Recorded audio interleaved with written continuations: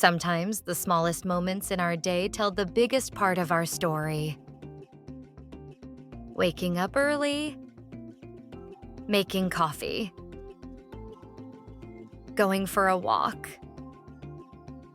These little habits, repeated day after day, shape our lives. So how do we talk about them in English? We use what's called the present simple tense. This tense is used to talk about habits, facts, and actions we do regularly. So if something happens again and again, every day, once a week, or even just sometimes, the present simple is the right choice. You might say, she sleeps early, or they go to school at 7. It's just as simple as it sounds. Let's take a closer look at how the verb changes depending on who you're talking about. If the subject is I, you, we, or they, the verb stays simple. For example, I wake up early.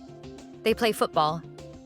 But when we talk about he, she, or it, we usually add an S to the verb. So those same sentences become, he wakes up early. She plays football. It's a small change, just one letter, but it makes your sentence correct in English. That little S tells us that the subject is third person, he, she, or it. Of course, we don't always do the same things every day. Sometimes we skip a habit or just choose not to do something at all. Maybe you don't wake up early. Maybe she doesn't drink coffee. Or they don't go to the gym. When we talk about things that don't happen regularly, we use a slightly different form to show that. For example, I do not wake up early. They do not play football. And when we're talking about he, she, or it becomes, he does not wake up early. She does not play football. Here's something interesting. Even though we added us before with he and she, now the verb goes back to its original form. No S. Because the S is already hidden inside does. Now that we've talked about the things we don't do, let's go back to what we do, especially the things that happen regularly. In English, there are certain words and phrases that help us show when something happens over and over again. We call them signal words, and they give us clues that an action is part of a routine. You'll often hear phrases like every day, once a week, on Mondays, or at the weekend. These are just a few examples. There are many other ways to show time and repetition in everyday speech, like, I go to the gym every day. He visits his grandma on Fridays. They relax at the weekend. These expressions help paint the full picture. They show us that the action repeats, and that's exactly when we use the present simple.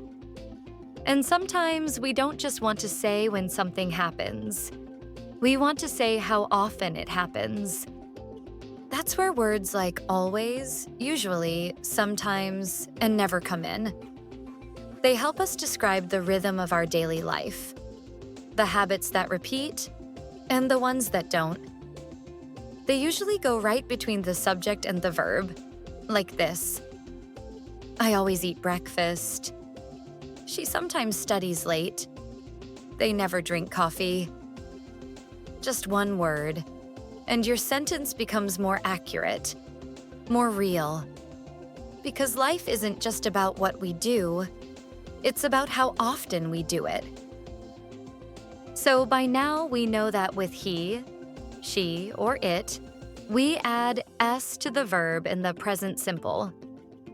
But of course, as always in English, spelling can bring a few small surprises.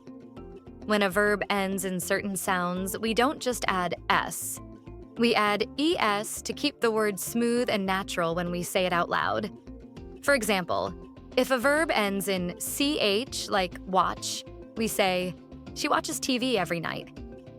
If it ends in sh, like wash, it becomes he washes the dishes after dinner. For verbs ending in ss, like miss, we say he misses his friends. If it ends in x, like fix, it becomes she fixes the computer. And if it ends in double z, like buzz, we say it buzzes loudly. Now, there's another small rule with verbs that end in a consonant plus y. In this case, we drop the y and add ies. For example, study becomes he studies every evening. Cry becomes she cries when she's upset. But if the verb ends in a vowel before the y, like play, we don't change anything. We just add s. He plays football on Sundays. And finally, there are a few irregular verbs that don't follow these patterns. Do becomes does. She does her homework. Go becomes goes. He goes to school by bus. And have becomes has. She has a cat. These small spelling changes may seem tiny, but they're what make your English sound clean, correct, and confident. And that's it. The present simple might seem small, but it's the tense we use the most to talk about routines, habits, facts, and the world around us. Get the structure right, notice the little spelling rules, and with time, it becomes second nature. Just keep listening, practicing, and you'll start using it without even thinking.